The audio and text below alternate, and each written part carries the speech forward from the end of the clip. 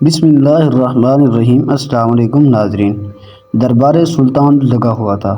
تمام رعایا اپنے مسائل سلطان کے پاس لے کر آ رہی تھی اور اپنے مسئلے کا حل نکلوا رہی تھی۔ سلطان ہمیشہ ہی ناشتے کے بعد دربار لگاتے تھے اور ظہر کی اذان ہونے سے پہلے پہلے دربار کا اختتام کر دیا جاتا تھا۔ اسی وقت کے اندر جو بھی شخص اپنا مسئلہ لے کر آتا وہ سلطان ہر ممکن کوشش کر کے اس مسئلے کا اسی وقت حل کر دیتے تھے، یا پھر اگر کوئی بڑا مسئلہ ہوتا تو اسے کل پر رکھ دیا جاتا اور اچھے سے اس کی چھان بین کر کے مسئلے کا حل نکالا جاتا۔ اور اس کے علاوہ اگر کوئی سلطان سے ملاقات کا خواہش مند ہوتا تو وہ اپنے سارے کام پست پشت ڈال کر اس انسان سے ضرور ملاقات کرتے تھے۔ وہ کبھی بھی اپنے آپ کو برتر اور دوسرے کو کمتر سمجھتے نہیں تھے۔ جبکہ وہ ایک سلطنت کے بادشاہ تھے، اس کے باوجود وہ لوگوں کے ساتھ رحم دلی کے ساتھ ساتھ پیش آتے تھے، انہیں باقاعدہ عزت و احترام کے ساتھ اپنے دربار میں بلاتے تھے اور اس کے بعد ان کی تحمل سے بات سن کر ان کا مسئلہ حل کرتے تھے۔ آج بھی ہر روز کی طرح دربار لگا ہوا تھا اور رعایا اپنے مسائل کا سلطان کو بتا رہی تھی۔ اسی دوران میں ایک عورت سلطان کے دربار میں داخل ہوئی۔ سلطان نے اس عورت کو گہری نگاہوں سے دیکھا۔ اس نے خود کو کالی چادر کے ہالے میں لپیٹا ہوا تھا۔ وہ قدم با قدم چلتی ہوئی سلطان کی نشست کے پاس آ گئی تھی۔ اس کی آنکھیں بھیگی ہوئی تھی جبکہ اس کا سر بھی جھکا ہوا تھا۔ سلطان نے اس عورت کی جانب دیکھا اور کہنے لگے، اے بوڑھی ماں، کیا ہوا ہے؟ سب خیر ہے؟ تم اتنی زیادہ اداسی کیوں لگ رہی ہو؟ تمہاری آنکھیں نم کیوں ہیں؟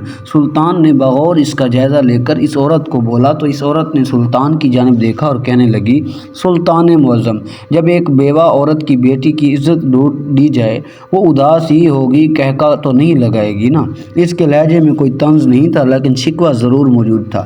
سلطان نے اس عورت کی جانب دیکھا اور کہنے لگے، ہم تمہارا دکھ سمجھ سکتے ہیں۔ ایک لڑکی کے ساتھ یہ سب ہو جانا اس کی ماں کو طور پر مکمل ختم کر دیتا ہے، لیکن اگر وہ عورت ہمت کر ہی چکی ہے یہاں تک آنے کی تو وہ بنا دوسری بات کی اپنا مسئلہ بتا سکتی ہے۔ آپ کو پریشان ہونے کی ضرورت نہیں ہے، میرے یہاں مکمل انصاف کے ساتھ کام لیا جاتا ہے۔ آپ کی بیٹی کی عزت جس نے بھی لوٹی ہے، جس کو نے بھی اس کو برباد کیا، یقین جانیے وہ شخص کبھی کیوں نہ ہو، وہ میرا وزیر ہی کیوں نہ ہو، وہ میرا قاضی ہی کیوں نہ ہو، یہاں موجود دربار کا کوئی آدمی ہی کیوں نہ ہو، اس شخص کو بھی بیچ چوراہے پر الٹا لٹکا کر قتل کروں گا۔ آپ صرف ہمیں ساری تفصیل بتائیں کہ آپ کی بیٹی کا گناہ گار کون ہے۔ آخر اس نے یہ عورت سنا تو وہ سلطان کی جانب دیکھتے ہوئے بے آواز رونے لگی۔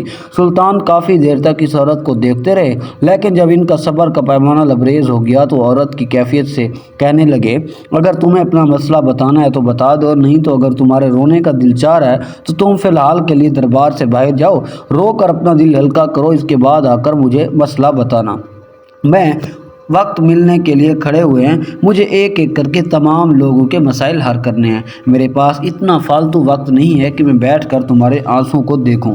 ان کا لہجہ احساس سے آری تھا، دو ٹوک لہجے میں بولے۔ ان کا مقصد بالکل بھی اس عورت کی توہین کرنا نہیں تھا، بلکہ وہ چاہتے تھے کہ وہ فوراً ہی اپنا مسئلہ بتا دے تاکہ فوراً ہی اس پر کارروائی شروع کر دیں۔ کیونکہ وہ نرم لہجے سے کام لیتے تو وہ عورت مزید بکھرتی اور سلطان ہرگز ایسا نہیں چاہتے تھے۔ وہ ہمیشہ اپنی رعایا کے ساتھ مرد عورتوں کو بہادر اور مضبوط دیکھنا چاہتے تھے، اس لیے انہوں نے کوئی رعایت نہیں رکھی اور سخت لہجے میں اس عورت سے مخاطب ہوئے تھے۔ وہ عورت سلطان کا ایسا رویہ دیکھ کر ایک ہی دم میں پریشان ہوئی اور جلدی سے اپنے آنسو صاف کر کے سلطان کی جانب دیکھتے ہوئے کہنے لگی، نہیں نہیں سلطان معظم، میں باہر نہیں جانا چاہتی، میں ابھی آپ کو اپنا مسئلہ بتانا چاہتی ہوں۔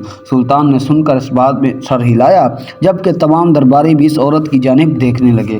وہ عورت کہنے لگی، سلطان معظم، میری بیٹی محض 15 سال کی ہے، وہ اپنی سہیلیوں کے ساتھ میرے گھر کے دروازے کے سامنے کھیل رہی تھی اور ہمارے محلے کی بہت سی عورتیں وہیں پر بیٹھی ہوئی تھی کہ اچانک ہی ہمارے گلی کا ایک آوارہ کتا، جس کو سب لوگ ہی دھتکارتے رہتے ہیں لیکن اس کے باوجود بھی وہ ہم لوگوں کے گھر کے آگے ہی منڈلاتا رہتا ہے، تھوڑی دیر پہلے ہی اس نے ایک گوشت والے کی دکان پر رکھے ہوئے صاف گوشت میں منہ مار دیا اور صاف گوشت پر منہ مارنے کی وجہ سے کسائی کو بہت غصہ آیا اور اس نے اسی وقت کتے کی اچھی خاصی دھلائی لگا دی اور اس کو دھکارتے ہوئے تو اچانک ہی قریب میری بیٹی ہی تھی۔ وہ کتا بہت زیادہ ڈرا ہوا تھا، اس نے گھبراہٹ میں آ کر قریب کھڑی میری بیٹی کو بہت برے طریقے سے کاٹ لیا۔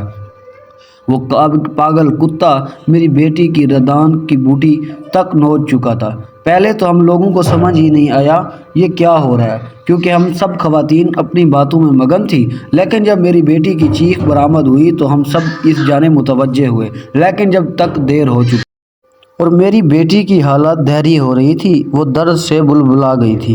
پہل تو میں اس کا علاج گھر میں ہی کرنا چاہتی تھی، لیکن جب حالت بگڑنے لگی تو میرے ہاتھ پاؤں بہت بری طریقے سے پھولنا شروع ہو گئے۔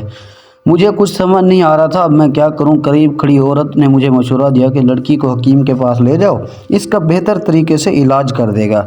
مجھے اس عورت کی بات درست لگی، اس لیے میں اور میرا بیٹا اس کو لے کر حکیم صاحب کے پاس چلے گئے، لیکن یہی ہماری زندگی کی سب سے بڑی غلطی ثابت ہوئی۔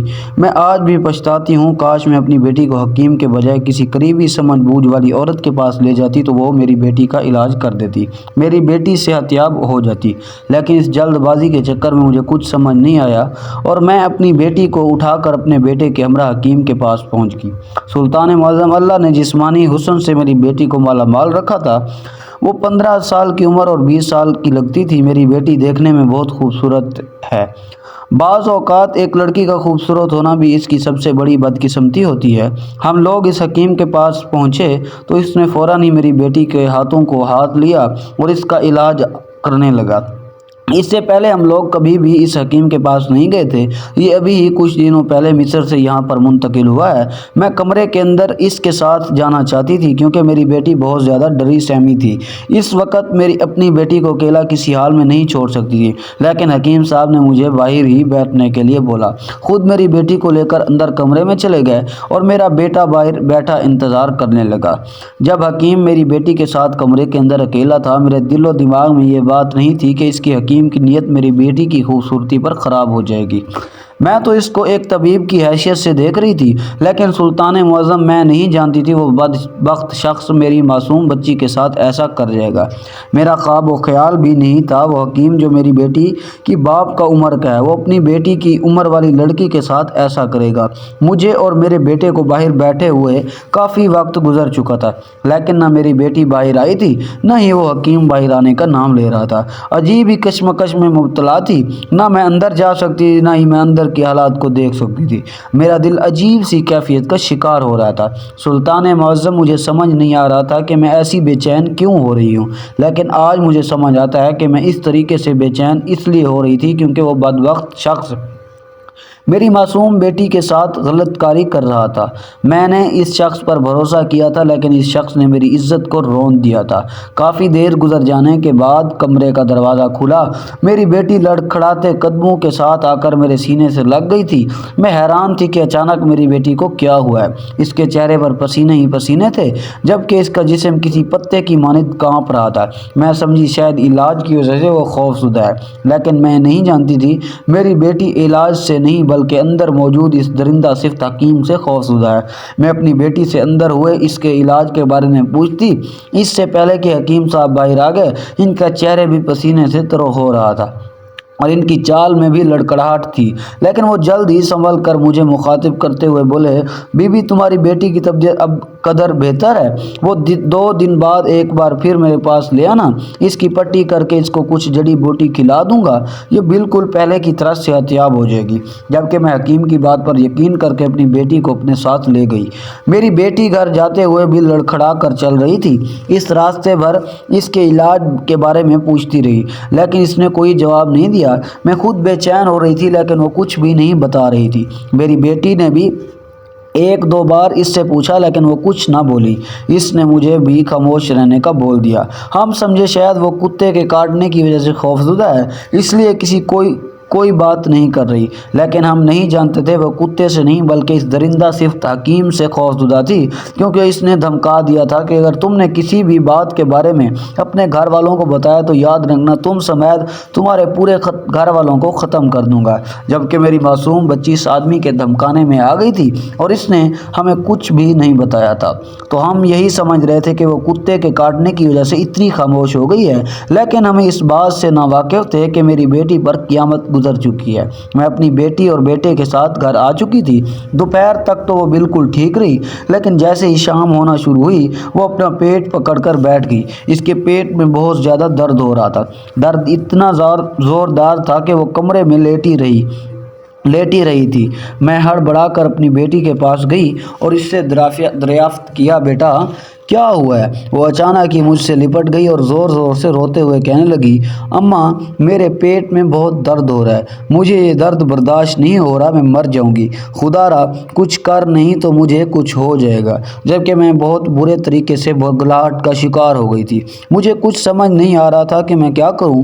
वो जो दोपहर में सोई हुई थी अचानक ही शाम में उठकर इस तरीके से रोना, मेरे हाथ पाँव फुला चुका था। मैं फ़ौरन ही अपनी बेटी को लेकर दोबारा इस हकीम के पास जाना चाहती थी, लेकिन मेरी बेटी मेरे आगे हाथ जोड़ते हुए कहने लगी, अम्मा इस हकीम के पास नहीं जाऊंगी, वो ठीक आदमी नहीं है, मुझे कहीं और ले चल, नहीं तो मैं मर जाऊंगी। इस वक्त मुझे कुछ समझ नहीं है। बस मैं अपनी बेटी की बात पर अमल करते हुए एक दाई के पास ले गई। जब इस दाई ने मेरी बेटी का मुकम्मल तौर पर मुआयना किया और जो बात उसने मुझे बताई तो वो मेरे औसात ख़ता कर गई। सुल्तान मुअज़्ज़म मेरे वहनो गुमान में भी नहीं था कि वो जालिम शख्स मेरी मासूम बच्ची के साथ ऐसा करेगा। इसने तना कमरे का फ़ायदा उठाकर मेरी मासूम बच्ची के साथ ज़बरदस्ती की थी। वापसी में इसे डरा धमका दिया था कि अगर तुमने कोई भी बात अपने घर वालों को बताई तो वह मेरी बेटी समेत हम सबको ख़त्म कर देगा।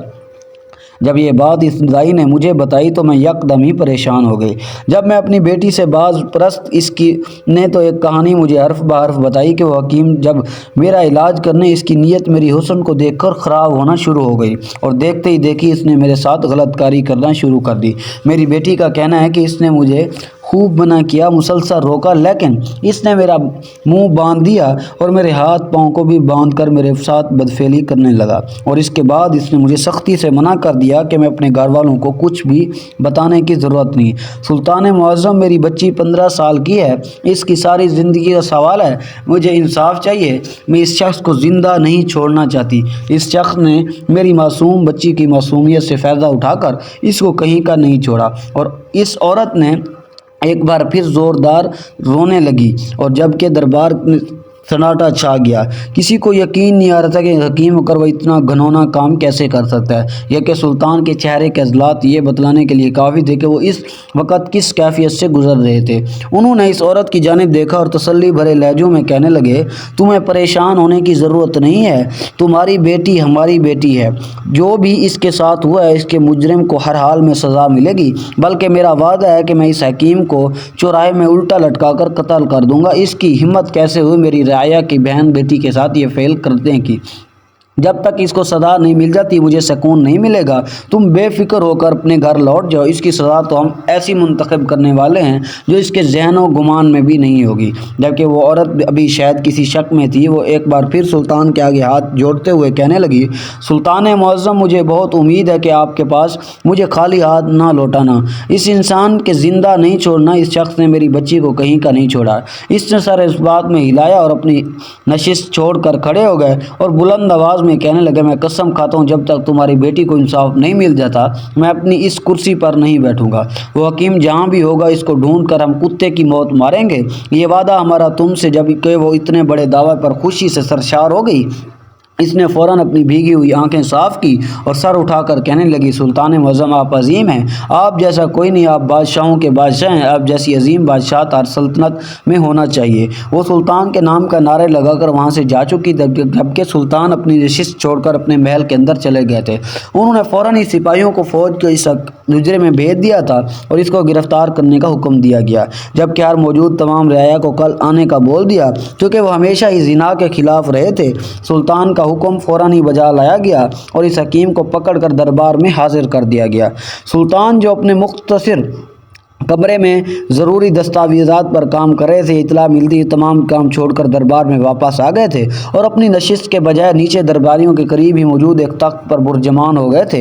लेकिन इनकी शान में ज़रा बराबर फ़र्क नहीं आया था। जब वो हकीम और परेशान सिपाहियों की गिरफ्त में खड़ा हुआ था, सुल्तान ने इस हकीम की जानिब देखा और गरजते हुए कहने लगे, ए नफ्स के पुजारी इंसान, तुम्हारी हिम्मत कैसी हुई हमारी सल्तनत में ये हरकत करने की? क्या तुम इस बात से ना वाकिफ़ हो कि हमारी सल्तनत में ये काम करने वाले की इजाज़त नहीं? हकीम के चेहरे से एक साया सा गुजरा। वो सुल्तान की जानिब देखते हुए भकलाते हुए कहने लगा, سلطان معظم ہے، بے قصور ہوں، میں نے کچھ نہیں کیا، مجھے جانے دیا جائے۔ آپ لوگ میرے ساتھ یہ ظلم نہیں کر سکتے، ظلم کے خلاف آواز اٹھاؤں گا، میں خود پر جبر ہونے نہیں دوں گا۔ وہ شخص ڈٹائی کی انتہائی پر سلطان نے ایک غصے بھری نگاہ سے بدبخت شخص کو دیکھا جو اس وقت انہیں سخت زہر لگ رہا تھا، اور اپنے گناہ تسلیم کرتے ہوئے پھر اپنے طریقے سے تم یہ گناہ قبول کروائیں گے۔ وہ غصے بھرے نگاہوں سے اس حکیم کو دیکھتے ہوئے دھاڑے ہوئے وہ ایک دم ہی کپکا اٹھا اور ایک بار ان کا کرتے ہوئے کہنے لگا، میں نے کوئی گناہ نہیں کیا، میں ایک شریف آدمی ہوں، آپ مجھے ایسے الزام نہیں لگا سکتے۔ سلطان نے ایک نظر اسے دیکھا، اپنی جگہ سے کھڑے ہوئے اور بولے، ٹھیک ہے، میں نے چاہا تھا کہ اب تم اپنا گناہ اپنے منہ سے تسلیم کر لو، لیکن تم انتہائی ڈھیٹ شخص ہو، تمہیں انسانوں کی زبان سمجھ نہیں آتی، تم جیسے بدبخت شخص کے لیے انسانوں کی زبان کافی نہیں ہے۔ میں اب تمہیں بتاتا ہوں کہ گناہ تسلیم کیا کیسے جاتا ہے۔ ان کا لہجہ اس قدر سرد تھا کہ وہ موجود تمام لوگ ہی خوف زدہ ہو گئے۔ سلطان کو دیکھ کر جب کہ اس حال کے مختلف نہیں تھا، اس کے قریب دونوں سپاہیوں کو سلطان نے حکم دیا فوراً ہی اسے ناہنجار شخص کو برہنہ کیا جائے۔ جب ان کے حکم فوراً ہی بجا لایا گیا اور اس انسان کو برہنہ کرنا شروع کر دیا گیا۔ وہ چھڑانے کی ہر ممکن کوشش کرتا رہا، وہاں سے بھاگ جانا چاہا، لیکن ان کے سپاہیوں گرفت اتنی سخت تھی کہ وہ پھڑ پھڑا کر بھی نہیں پا رہا تھا۔ دیکھتے ہی دیکھتے سلطان کے سپاہیوں نے اس شخص کو برہنہ کر دیا اور وہ خود چھپانے کی ہر ممکن کوشش کر رہا تھا، لیکن یہ اس کے لیے بہت مشکل ترین عمل تھا۔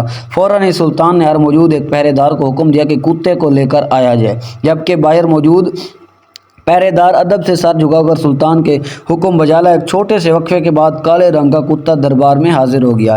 سب لوگ ہی سلطان کے عجیب و غریب نگاہوں سے دیکھ رہے تھے، کسی کو سمجھ نہیں آ رہی تھی کہ وہ کیا کرنا چاہتے ہیں۔ وہ قسم قسم کی سزا آدمی کے لیے منتخب کر رہے ہیں، کیونکہ ایسا نہیں کبھی پہلے نہیں ہوا تھا۔ آج پہلی بار ان کے ساتھ ایسا رد عمل دیکھ کر سب لوگ ہی حیران و پریشان یہ منظر دیکھ رہے تھے۔ کتے کے آتے ہی سلطان نے خاموشی کھڑے اپنے وزیر کی جانب دیکھا اور ان کا اشارہ سمجھتے ہی ایک کونے میں گیا اور وہاں سے ایک تھال لے کر آیا، اور اس کے بعد جو وہاں تھا اس کو دیکھ کر سب لوگوں نے آنکھ میچ لی تھی، کیونکہ سلطان نے اس شخص کو زمین پر لٹا دیا اور اس کے اوپر گوشت کے لوتھڑے رکھ دیے، جبکہ 2 دن سے بھوکا وہ کتا اتنی زور سے اس آدمی پر جھپٹا کہ وہ گوشت کے لوتھڑے کے ساتھ ساتھ اس آدمی کے جسم کو گوشت تک نوچ گیا تھا۔ اس آدمی کے دل دہلا دینے والی چیخوں سے پورا دربار گونج اٹھا۔ تمام درباریوں نے اپنی آنکھیں میچ لی تھی۔ سلطان اپنی پشت پر ہاتھ باندھے بغور اس آدمی کو دیکھ رہے تھے۔ ان کے سپاہی بھی پاس کھڑے یک دم ہی بوکھلا 2 قدم پیچھے ہوئے تھے، جبکہ وزیر بھی ان کے پاس ہی کھڑا یہ منظر دیکھ رہا تھا۔ وہ آدمی چلاتے ہوئے کہنے لگا، سلطان معظم، میں اس لڑکی کے قدموں میں گر کر اس سے معافی مانگ لوں گا۔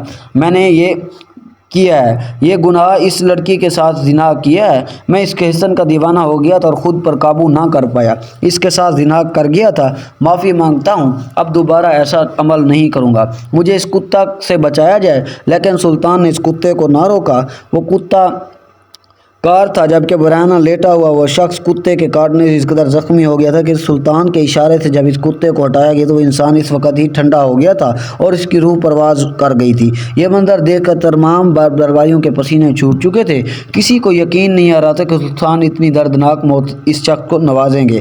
جب اس آدمی کو ایسے ہی چوراہے پر الٹا لٹکا دیا گیا تو لوگوں کی یہ بات پھیلا دی گئی کہ اس نے کیا گناہ کیا تھا، کس طرح سزا دی گئی، جبکہ تمام رعایا نے توبہ کر لی تھی۔ کوئی بھی شخص کسی بھی لڑکی کے ساتھ زنا نہیں کرے گا۔ جب وہ عورت یہ انصاف دیکھ کر سلطان کے قدموں میں گر کر ان کا شکریہ ادا کرنے لگی تھی، جبکہ سلطان کو پوری شان کے ساتھ واپس ان کی نشست پر بٹھا گیا تھا، وہ سب کے ساتھ انصاف کرتے، کسی کو وہ مایوس اپنے دربار سے نہیں لوٹاتے تھے۔ وہ عورت اس وقت روتے ہوئے گئی تھی، لیکن جب وہ سلطان کا شکریہ ادا کرنے آئی تھی تو اس کی چہرے پر ایک مسکراہٹ تھی جو دیکھنے لائق تھی۔ اس کا چہرہ چمک اٹھا تھا، جبکہ اس عورت کی بیٹی جو مردہ ہو چکی تھی وہ بھی اپنی زندگی کی طرف لوٹ آئی تھی۔ وہ سلطان کا نام کا نعرہ لگا رہی تھی، وہ اپنے وقت کے عظیم بادشاہ، ان جیسا نہ آپ کو کبھی آئے گا، اور آپ ایک ایسا سالار تھے جو اپنی رعایا کے لیے ایک شخص تھا جس کا کوئی مقابل نہیں تھا۔ اس واقعے سے یہ بات ثابت ہوتی ہے کہ معاشرے میں انسان کوئی بھی رتبہ کیوں نہ رکھتا ہو، اگر وہ غلط ہے تو اس کو سزا ہر حال میں ملنی چاہیے، اس کو ایسی سزا ملنی چاہیے کہ آنے والی پیڑھیاں بھی اس کا انجام سوچ کر کانپ اٹھیں، اور جو شخص انصاف کا پسندی کا مظاہرہ کرتا ہو، قوم اور لوگ اس کی عزت و احترام کرتے ہیں۔ دوستو، یہ کہانی انٹرنیٹ کی ریسرچ سے لی گئی ہے۔ اس طرح کی مزید کہانیوں کے لیے ہمارے یوٹیوب چینل کو سبسکرائب کریں۔ جزاک اللہ۔